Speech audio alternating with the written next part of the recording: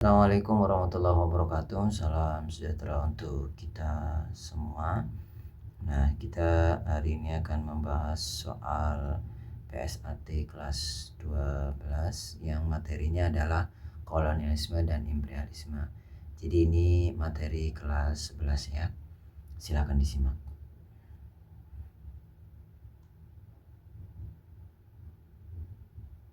Nah, soal yang pertama adalah pelaksanaan politik imperialisme kuno berbeda dengan imperialisme modern. Jika imperialisme kuno dalam memperlakukan daerah jajahan berorientasi pada gold, glory, dan gospel, sementara itu pelaksanaan politik imperialisme modern menjadikan daerah jajahan sebagai, nah di sini yang ditanyakan adalah imperialisme modern ya. Jadi jawabannya apa? Tentu tentang penguasaan.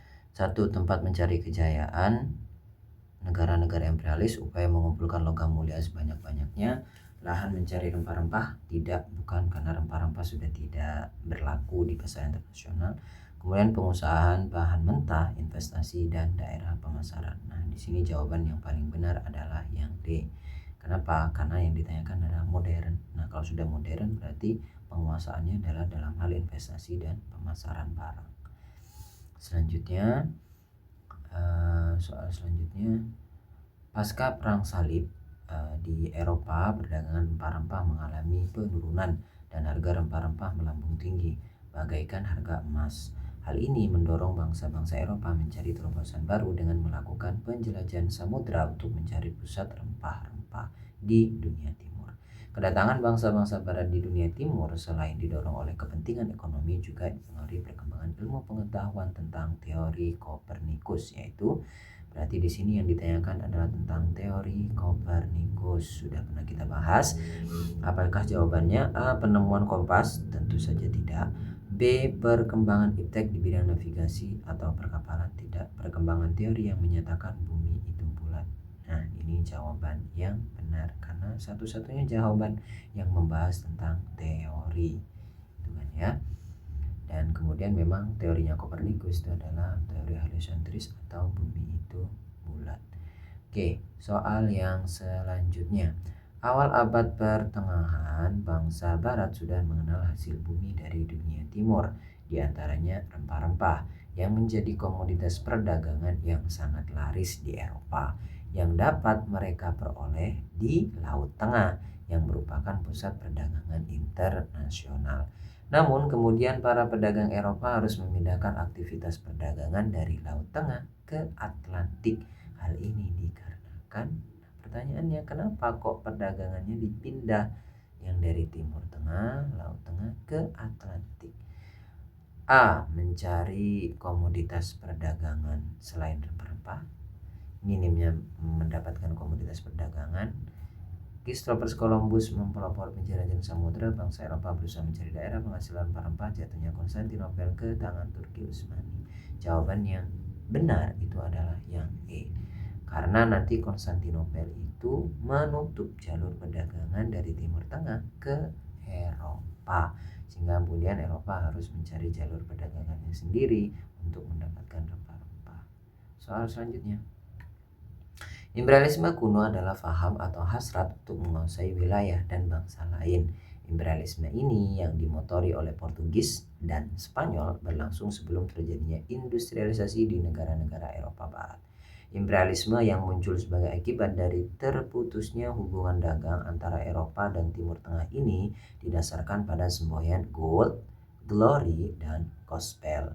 Semboyan tersebut memiliki arti. Ini tentu kalian sudah paham ya tentang gold, glory, dan gospel.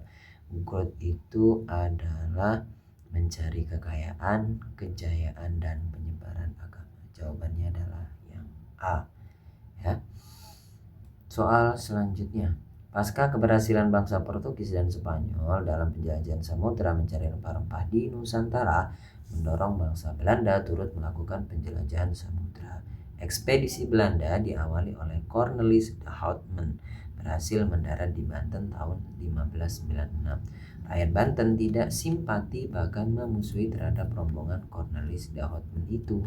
Hal itu disebabkan A. orang Belanda tidak bersikap ramah, Belanda tidak mau membeli rempah-rempah, tentu ngapain kesini kalau nggak beli rempah-rempah. Orang-orang Belanda menolak diajak kerjasama oleh Raja Banten, tidak, orang-orang Belanda ikut campur tangan dalam urusan kerajaan. Di sini yang ditanyakan adalah sebabnya apa. Nah, kalau di Indonesia itu kalian jawab yang A, orang-orang Belanda tidak bersikap ramah, angkuh dan sombong, gitu ya. Tanyakan sifatnya di sini. Selanjutnya, Nusantara merupakan kepulauan yang memiliki kekayaan yang sangat melimpah. Kekayaan tersebut akhirnya mengundang ketertarikan bangsa Barat untuk melakukan penjelajahan samudera untuk mencari, udah yang ditanyakan apa di atas. Di sini kan kekayaan yang sangat melimpah. Orang Eropa ke sini untuk mencari mineral tambang, tentu saja tidak. Komoditas kopi. Kopi ini nanti ketika Belanda sudah ada di Indonesia. Berarti jawabannya adalah yang C, komoditas rempah-rempah. Soal selanjutnya. Selaras dengan perjanjian Tordesillas, bangsa Portugis dan bangsa Spanyol dalam mencari dunia timur yang merupakan pusat rempah-rempah dengan rute yang berbeda. Meskipun demikian, kedua bangsa barat tersebut pada akhirnya bertemu di Maluku. Portugis tiba di Maluku pada 1512, sedang Spanyol pada 1521. Pertemuan kedua bangsa tersebut yang didorong untuk saling menguasai perdagangan rempah-rempah di Maluku, maka tidak terlelakkan terjadilah konflik.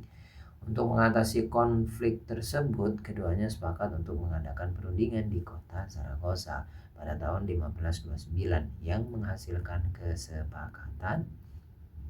Ingat-ingat, Zaragoza itu perjanjian Zaragoza itu menghasilkan tentang pemisahan kekuasaan.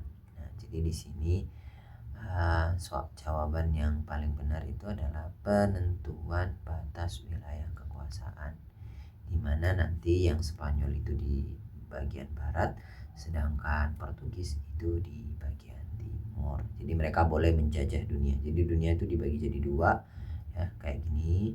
Nah, yang bagian barat itu punyanya Portugis, yang bagian timur itu punyanya Spanyol. Nah, gitu ya.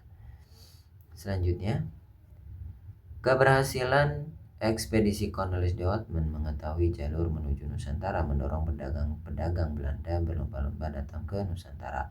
Untuk mengantisipasi persaingan yang tidak sehat antara pedagang Belanda atas usul Johan van Oldenbarnevelt, anggota parlemen Belanda, maka pada tahun 1602 dibentuk Kongsi Dagang Belanda di Nusantara, yaitu VOC, Verenigde Oost-Indisch Compagnie, yang bertujuan apa? Kan di sini supaya di sini kan sudah jelas untuk mengurangi persaingan kan.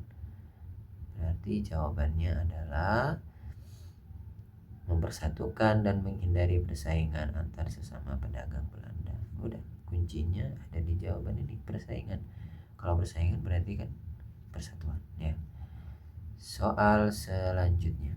Hak oktroy yang dimiliki oleh Verenigde Oost-Indische Compagnie bertujuan untuk memperkuat kedudukan VOC dalam perdagangan. Salah satu dari hak oktroy, hak istimewa VOC adalah hak ekstirpasi. Nah, jadi ada dua, nanti ada ekstirpasi, ada hongi.